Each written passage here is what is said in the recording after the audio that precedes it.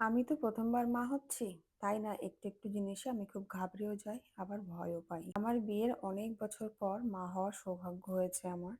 অনেক ডাক্তার দেখিয়ে, অনেক মানত করে, অনেক দোয়া নিয়ে তারপরে কিন্তু মা হওয়ার সৌভাগ্য হয়েছে। আর সকাল থেকেই না আজকে মনটা আমার খুবই খারাপ।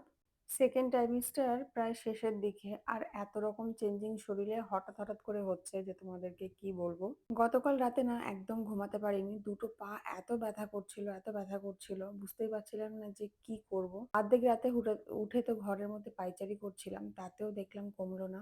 তারপরে তো কান্নাকাটি শুরু করেছিলাম যে সহ্যই করতে পারছিলাম না। তারপরে কখন ঘুমিয়ে গেছি আমি নিজেও জানি না। এখন বাজে ঘড়িতে সকাল 10:30 মতন। এখন সবে ঘুম থেকে উঠেছি আর বিছানা তুলছি। রাতে ঘুম না হওয়ার কারণে না প্রায় দিনই এখন দেরি করে উঠতে হচ্ছে। আর দেখো বড় এদিকে রেডি হয়ে গেছে।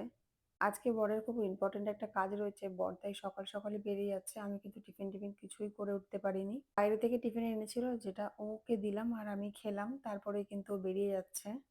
তোমাদের সঙ্গে তো মেইন কথাটা বলাই হলো না। আমার না কালকের থেকেই মানে তোমাদেরকে বলছিলাম যে মুডটা ভীষণ অফ হয়ে রয়েছে।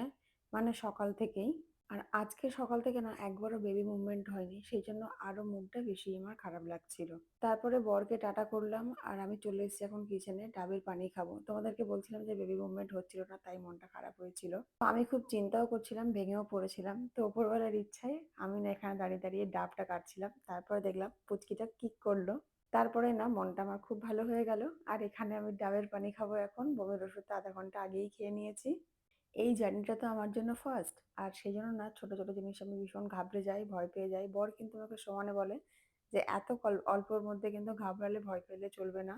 আরো একটা জিনিস কি বলতো? সারাদিন তো এই বাড়িতে একা, একা থাকি। তার জন্য না নেগেটিভিটিটা বেশিই কাজ করে।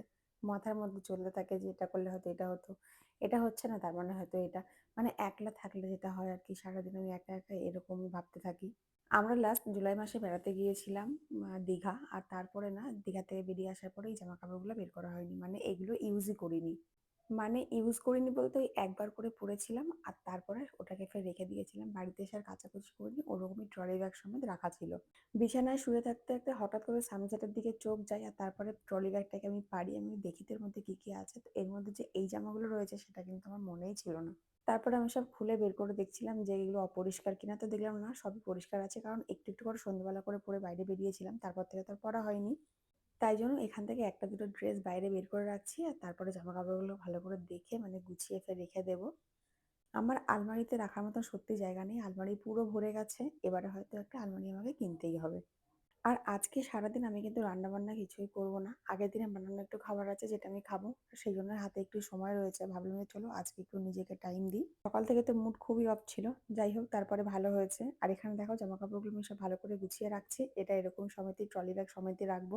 মা অনেকদিন ধরেই বলছে, "এবারে তুই এখানে চলে এসে অনেকদিন থাকার চেষ্টা কর। কারণ এইভাবে একা থাকাটা তোর জন্য ঠিক নয়।" কারণ এই সময়টায় একা থাকলে অনেক রকম চিন্তাভাবনা মাথার মধ্যে ঘোরে। কিন্তু বর তোমাকে গিয়ে একা, একা থাকতে দেবে না। দেবে না মিনস ওর পছন্দ নয়। আর ও আমাকে ছেড়ে থাকতে পারে না। তো আজকে বলেছিলাম যে নিজেকে একটু টাইম দেবো। সেজন্য শ্যাম্পু করব। তার আগে একটু আজকে আমি স্কিন আর হেয়ারটা কেয়ার করব। প্রেগন্যান্সির পর থেকে না সেভাবে কিছুই করে উঠতে পারিনি। দেওরের বিয়ের সময় গিয়েছিলাম পার্লারে শুধু ক্রিম ম্যাসাজ করিয়েছিলাম। কিন্তু সেইভাবে আর চুলের জন্য কিছু করা হয়নি। তো দেখো এখানে আমি আজকে হেয়ার কেয়ার করবার জন্য এখানে নিয়ে নিয়েছি টক দই। আর তার সঙ্গে একটা ডিম নিয়েছি। ডিমের যে সাদা অংশটা সেটা আমি এটার মধ্যে ভালো করে মেশাবো। একটু টক দই নিয়ে নিলাম। ডিমের অংশটা ভালো করে একটুখানি মানে সাবধানে করতে হবে যাতে কোনোভাবেই এটার মধ্যে মানে কুসুমটা না পড়ে, তাহলে কিন্তু ভীষণ আঁশটানি গন্ধ লাগে। আর এখন আঁশটানি গন্ধটা আমার জন্য কতটা ডেঞ্জারাস সেটা তো তোমরা সবাই জানো। তো আমি খুব সাবধানে দেখো সাদা অংশটা বের করে নিয়েছি আর খুব ভালো করে দইটার সাথে ফেটিয়ে নিতে হবে। এটা কিন্তু ড্যান্ড্রফের জন্য খুব ভালো কাজ করে। আর যদি স্কিনে প্রচুর পরিমাণে ট্যান পড়ে থাকে সেটাতেও কিন্তু খুব ভালো কাজ করে। আমার তো এই দুটোই প্রবলেম রয়েছে। সেইজন্য আমি ভালো করে দেখো ফেটিয়ে নিয়েছি। আর চুলটা ভালো করে সেকশন করে, করে স্ক্যাল্পে ভালো করে লাগাচ্ছি। এটা না আমি এর আগেও অনেকবার লাগিয়েছি। এটাতে কিন্তু খুব ভালো চুলটা সিল্কি, শাইনি আর স্মুথ হয়। আর তার সাথে, সাথে ড্যান্ড্রফটা কিন্তু অনেকটাই রিমুভ হয়ে যায়। দেখো এখন তো পার্লারে গিয়ে স্পা করাটা সম্ভব নয়। সেইজন্য বাড়িতে যতটা স্কিনের উপরে ধ্যান দেওয়া যায় সেটাই চেষ্টা করছি। তো সেকশন করে, করে গোটা চুলটাতে ভালো করে লাগিয়ে নিতে হবে। আগে আমি সেকশন করে, করে স্ক্যাল্পে লাগালাম। তারপরে লেন্থে ভালো করে লাগিয়ে নিচ্ছি। হয়তো এটা কেউ লাগিয়ে দিলে আরো ভালো করে লাগানো যেত। কিন্তু আমার কাছে তো কেউ নেই। তো আমি যতটা যেভাবে পেরেছি সেইভাবেই লাগাচ্ছি। তোমরা চাইলে কারো সাহায্য নিয়ে লাগাতে পারো, তাতে কিন্তু এতে বেনিফিটটা খুব ভালোই পাবে। তো দেখো গোটা চুল আমি ভালো করে লাগিয়ে নিয়েছি, আর তার আগে কিন্তু আমি ফেসে লাগিয়েছিলাম, যেটা তোমাদের সাথে শেয়ার করা হয়নি। কারণ যেহেতু আমার স্ক্যাল্পে ড্যান্ড্রফ রয়েছে, এটাকে টাচ করার পরে মানে হেয়ারে টাচ করাবার পরে আর স্কিনে টাচ না করাটাই বেটার, যাতে ড্যান্ড্রফ থাকে একদমই ঠিক নয় ফেসে লাগানো। তো আমি এখন চলে এসেছি স্নান করে, আর দেখো চুলটা কতটা শাইন করছে, একদম পুরো স্মুথ হয়ে গেছে। দেখে মনে হচ্ছে যে স্পা করেছি, তাই না? তো দেখো কত সুন্দর লাগে, চুলটা একদম সফট সিল্কি হয়ে গেছে। তো তোমরা চাইলে বাড়িতে এটা ট্রাই করতে পারো। আমি 15 মিনিট মতন রেখেছিলাম, তারপরে ওয়াশ করে নিয়েছি, কারণ যেহেতু এখন ঠান্ডার সময় বেশিক্ষণ রাখাটা ঠিক নয়। যারা পার্লারে যাওয়া পছন্দ করো না বা পয়সা খরচা করতে চাও না বাইরে, তারা কিন্তু বাড়িতে বসে এরকম সুন্দর একটা স্কিন আর সুন্দর একটা হেয়ার পেতেই পারো। আমি কিন্তু এটার মধ্যে কোনো রকম সেরাম বা কোনো ড্রায়ার ইউজ করিনি, একদম নর্মালি মাথাটা মুছে নিয়েছে, তারপরে কিন্তু আমার ঠিক এরকমই দেখতে লাগছে। কমেন্ট সেকশনে তোমরা জানিও যে আগের আর এখনকার চুলের মধ্যে কি ডিফারেন্স লাগছে। আগেই তোমাদেরকে বলেছি যে আজকে আমি কিন্তু রান্না করব না। তো আমি স্নান টান করে রেডি হয়ে গেছি একদম, মানে কমপ্লিট হয়ে গেছি। আর ফ্রিজে খাবার আছে, সেটা গরম করে আমি খাবো। বর যেহেতু বাড়ি নেই, একার জন্য সত্যি রান্না করতে একদমই ইচ্ছা করে না। আর আজকে নিজেকে প্যাম্পার করেছি, অনেকটা টাইম নিজের পেছনে দিয়েছি, সেই জন্য কোনো প্রশ্নই ওঠে না রান্না বান্না করবার।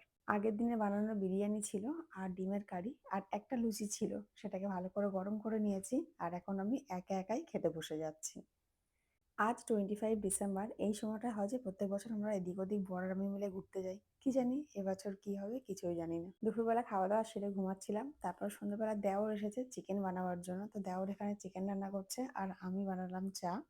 সন্ধ্যাবেলা চা খাওয়ার একটা সঙ্গী পেয়ে গেছি। যাই হোক, এই ছিল আজকে সারাদিনের ভিডিও, যেটা তোমাদের সাথে শেয়ার করলাম। আই হোপ যে ভিডিও ভালো লেগেছে।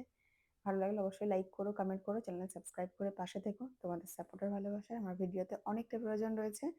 সো আল্লাহ হাফিজ। আবারও দেখা হচ্ছে একটা নতুন ব্লগের সাথে। ততক্ষণ সবাই সুস্থ থেকো, ভালো থেকো, টাটা।